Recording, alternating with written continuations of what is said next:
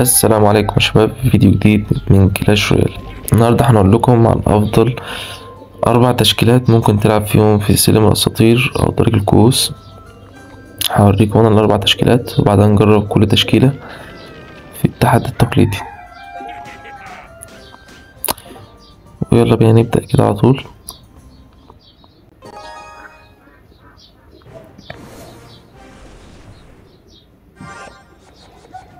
أول تشكيلة اللي هي حفار الغيلان، هي تشكيلة سايكل من الناس اللي هي المحبة للسايكل يعني.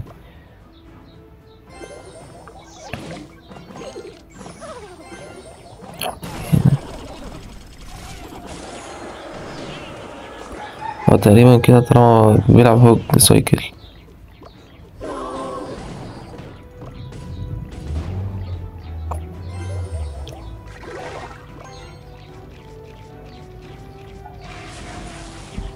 أيوة هي هوج سايكل اللي هي 2.6. حط السم ده من افضل التعويذات، اللي هو انت ممكن تخلص من معظم البطاقات في اللعبة اصلا.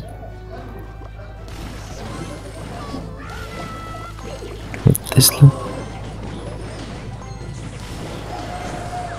والتشكيلة دي الحلو كمان ان هي يعتبر فيها مبنيين، انت ممكن تدافع بدل مبنى واحد يكون 2.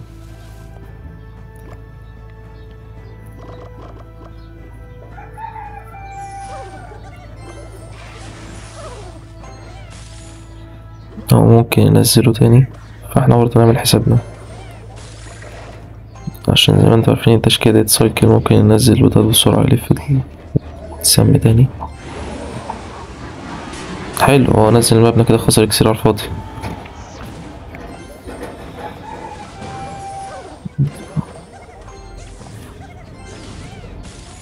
ايزي.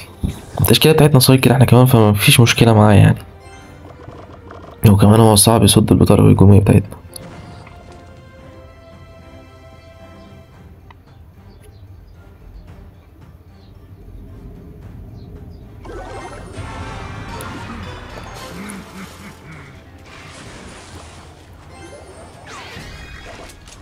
نستنى تاني عشان السم.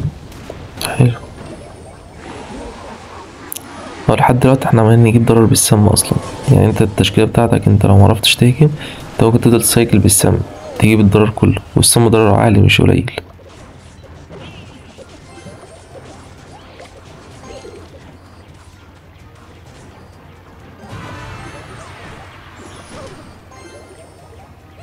حط السم تاني، وبرضه حاول على قد ما تقدر انت تجيب السم مع البرج. تسلا. تفكر احنا نلعب الفايربول هناك.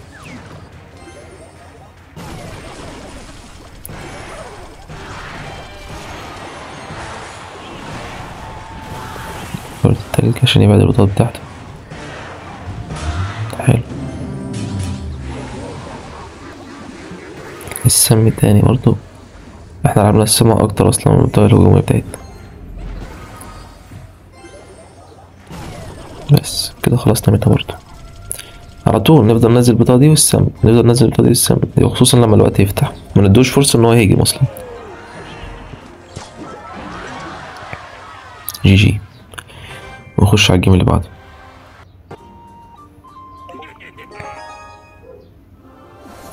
وتاني تشكيلة معانا هي تشكيلة الميجا نايت. دي الناس اللي هي محبة الميجا نايت، دي تنشر التشكيلات اللي هي موجودة حاليا في الميتا. أي حد بيلعب ميجا نايت بتكون التشكيلة دي، وهي بتكون صعبة قصادي عموما يعني.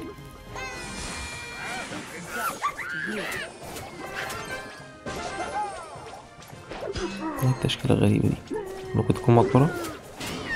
هو ساحر التلج بيكون موجود في معظم تشكيلات المقبرة يعني. ننزل الملك عشان نخلص منها. تشكيلته غريبة والله. وطول ما انت بتلعب التشكيلة زي التشكيلة دي المفروض انت تشتته تهجم من جنبين على طول، فانا هنا نزلت القطيعة عشان اشتته والميجانات يوصل، فهو هنا نزل ساحر التلج، فكده عرفنا نجيب ضرر من الجنب بتاعنا احنا. والملكة بتاعتنا وصلت، نفعل القدرة وخلاص.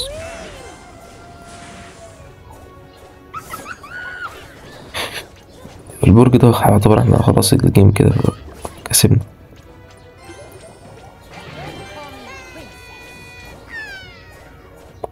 ومحطمين الجدران برضو انت ممكن تستخدمه في الدفاع اكتر من الهجوم، انت تلهي بيهم البطاقات زي ما بنعمل في ورم التلج.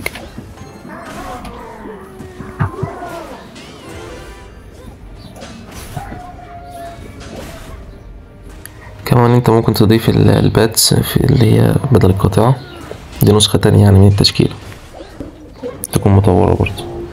انت بقى من ناحية التطور ممكن تحط التطور بتاعك في المجنات او الباتس او الزاب او محطمين الجدران على حسب ما انت عايز.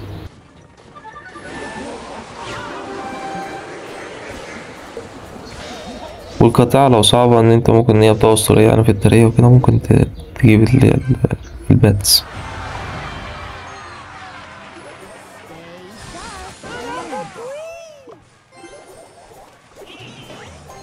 هو بيحاول على قد ما يقدر ان هو يدافع.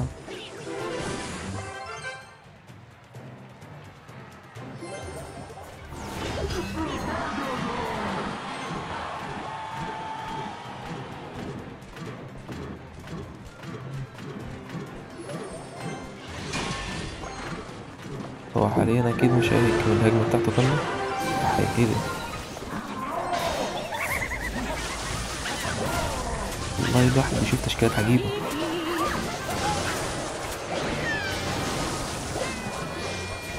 يعني هو خسر الاكسير ده كله ورغم ده برضه دافع ضد البطاقة بتاعتنا، بس احنا مش هتسيبه. هو احنا اصلا ضامنين الجيم فمش فارق معانا يعني نعمله.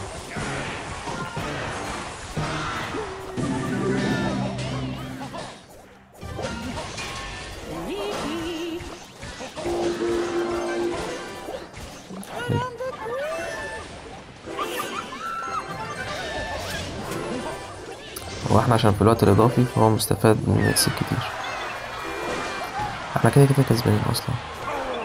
جي جي.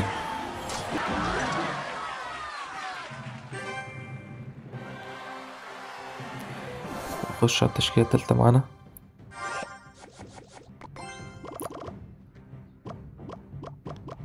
دي بقى الناس اللي هي بتحب التشكيلات التقيلة، وكل الناس أصلا مع البطاقة الجديدة دي، فانت ممكن تضيف لها بطاقة تعزيز، أو لو انت مش حاببها ممكن تستخدم القطيعة أو الشبح الملكي، الاتنين ينفعوا يعني.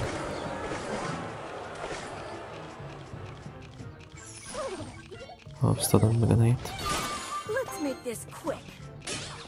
وتحاول ان انت متستعجلش في الهجوم برضه عشان انت مفيش معاك حاجات دفاعية كتير في أول الجيم، أما انت بعد كده انت تلاقي نفسك بتضغط عليه وهو مش قادر يصدك أصلا. تمام. هو تشكيلته دفاعية جدا.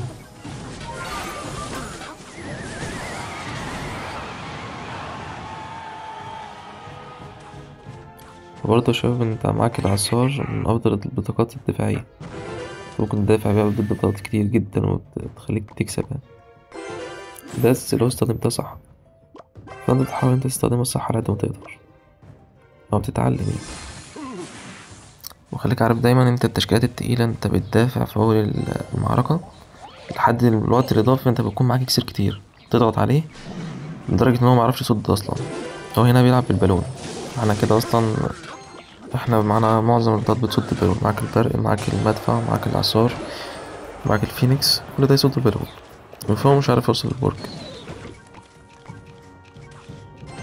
كده احنا عرفنا ان تشكيلته بالون فمفيش مشكلة.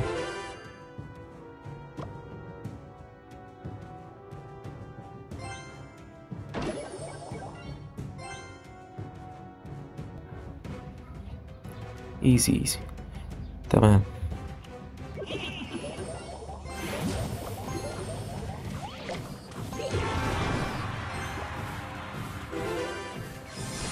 احنا هنا نزلنا العملاق الكهربي، قبل ما يوصل هناك يكون الكانون خلص، ونحاول نبني هجمة بقى ونضغط عليه.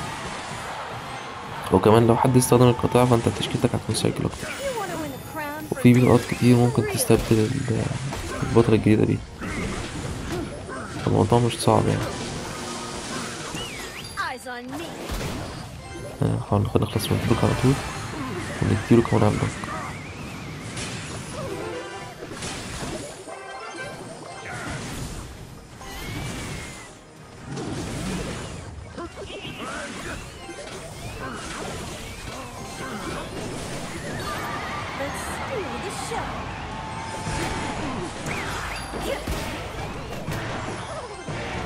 وهنا تيجي فايدة البطل الجديد، هو بيعاني بصعوبة ان هو يصد قصادها وصرف كل الاكسير اللي معاه.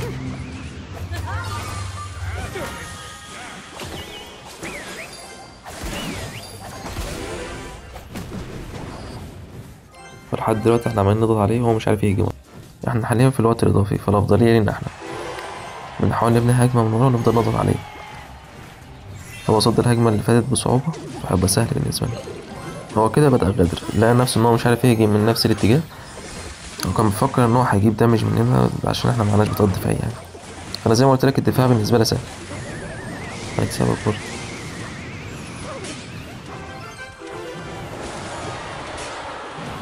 البالون فلت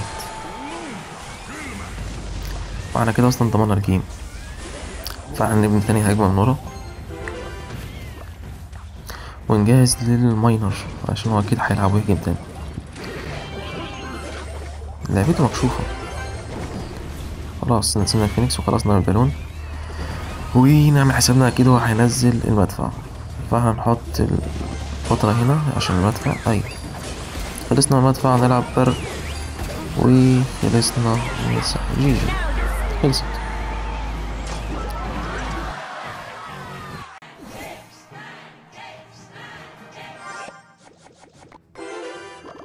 بسم الله. انت هنا عندك تشكيلة العملاق الملكي، هي برضو من التشكيلات التقيلة نسبيا ومحتاجة احتراف شوية، وفيها البطاقة الجديدة. ممكن تستبدل البطاقة دي بالقطيعة برضو زي ما قلنا، أو الشبح الملكي أو الفارس أمير الظلام. في بطاقات كتير يعني ممكن تستخدمها بدلها، بس هي حاليا عشان قوية لسه منزلهاش تضعيف، فيكون من الأفضل إنك تلعب بيها، تديها جرعة تعزيز وتلعب بيها أحسن، وتستخدم القدرة بتاعتها صح عشان ممكن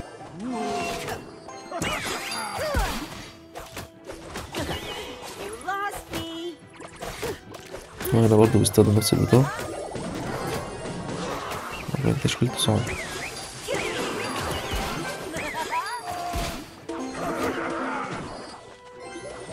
ده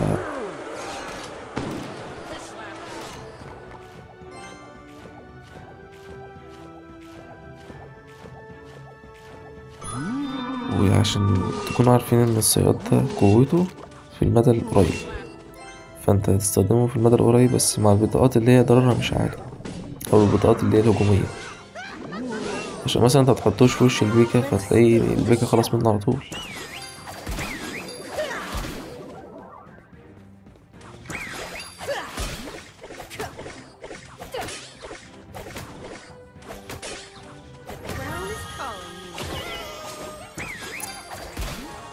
البطل الجديد ده مرعب، يعني تخيلوا ان هو صحته عالية وبنفس قطع الطريق، والقدرة بتاعته اصلا مستفزة.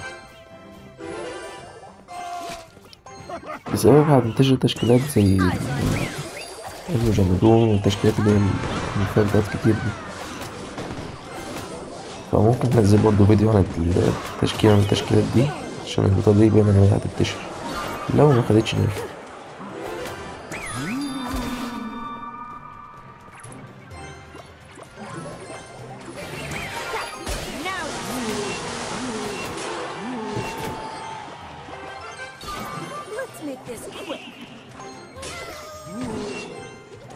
واحنا مش عارفين نهجم عشان هو عمال يحشي بطاقات من عنده خلاص.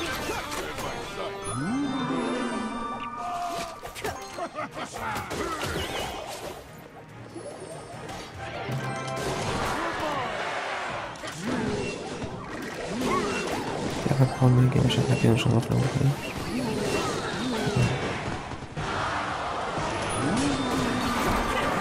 تشكيلته مستفزة. هو بدأ يحشي كده بدأ يحشي مش عارف هو بيعمل ايه. فاحنا نحاول على قد ما نقدر ان احنا ندافع، والبطاقة دي برضو تمام. هو خسر كتير كده، هو القدرة اللي هو فعلا ما استفادش منها، فاهمين؟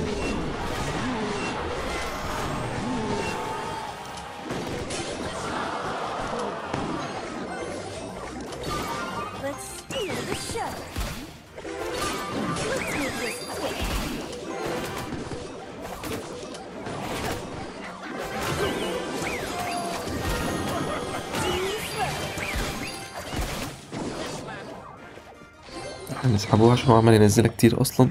You want to win the crown from me? Really? احنا خلاص كده احنا هنبدأ نهجمه. هو خلاص يعني هدي شوية فانت تبدأ تهجم. تمام. فهو هنا بحاول يشتتني زي ما انا كنت بقول لكم ان هو بيحاول يهجم الجنب التاني وهجمة عنيف يعني.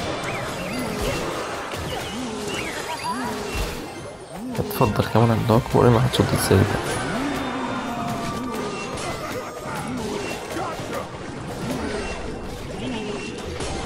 جي جي.